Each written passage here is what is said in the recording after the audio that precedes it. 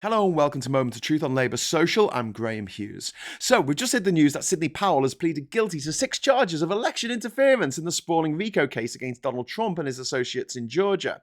As part of her plea deal, she'll be testifying against Trump for his crimes in the upcoming trial. This is a massive win, not just for prosecutor Fani Willis and the Democrats, but also for humanity, which is unlikely to survive another Trump presidency.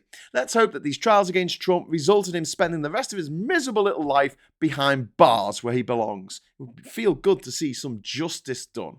Talking of justice, one of the big proposals that came out of the Labour conference last week was that when in government, Labour will launch an investigation which hopes to recoup some of the billions of taxpayers' money that was lost to COVID fraud. They have pledged to appoint a COVID corruption commissioner to oversee the process.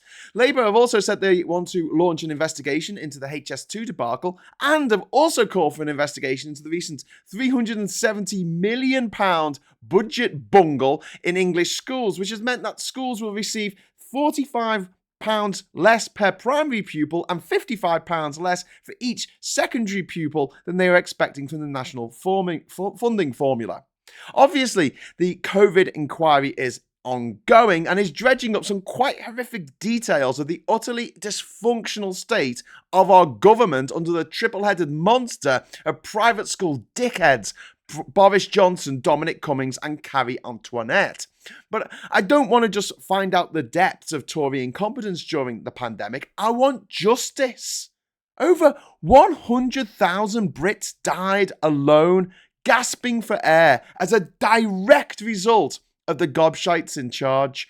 Gobshites who are more interested in getting drunk with their mates than governing the country through a pandemic. It was nothing short of a massacre. And I don't know about you, but I'm absolutely sick and tired of seeing some of the biggest criminals in the history of the world get away with it time and time again. I'm often reminded of a cartoon which came out around the time of the credit crunch. There was a bank robber holding up a bank, and at the same time, the bank manager was thinking to himself, amateur.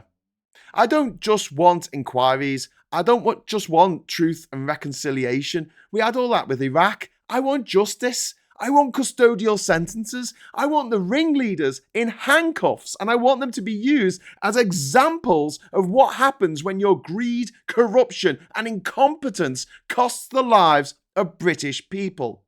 And speaking of greed, corruption, and incompetence, I would also like to see a proper investigation into the Brexit fraudurendum.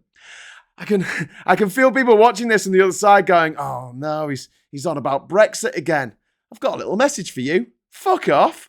We are where we are today with a moribund economy, the highest inflation in the G7 and a GDP to debt ratio of over 100% because of the forces of evil that wanted us to Brexit. Vladimir Putin wanted us to Brexit. We haven't even done a proper investigation to see how much interference the Russians ran during the Brexit referendum. But we know this. If the fraudurendum had been legally binding, then it would have had to be rerun as a result of the illegality, fraud, and straight-up treason that went on in that process.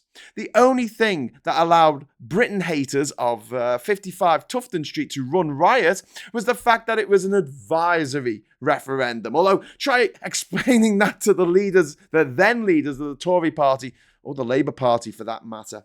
They would have chased up a tree and set fire to it. We don't know where the £8.4 million that Aaron Banks gave to the Leave campaign came from. And as things stand, we never will. We still don't know the full extent of the interference run by Cambridge Analytica via Facebook, something they achieved using your stolen data. No one's been charged for this. No one's even faced serious questions about this. I, for one, would like to know the levels of influence of Evgeny Lebedev on Boris Johnson and Michael Gove's decision to support the Leave campaign. And I would like everyone in the country to be aware of the fact that cutting the UK off from the rest of Europe was one of the key goals identified as far back as 1997 by Putin advisor Alexander Dugin. I don't care how long it takes or how much it costs. I want the truth to come out, and for the people, politicians, think tanks and scumbags who have run this country into the ground for the last 13 years while lining their pockets with taxpayers' money, I want them to face justice for their many, many crimes against us, the British people. Let me know what you think in the comments below.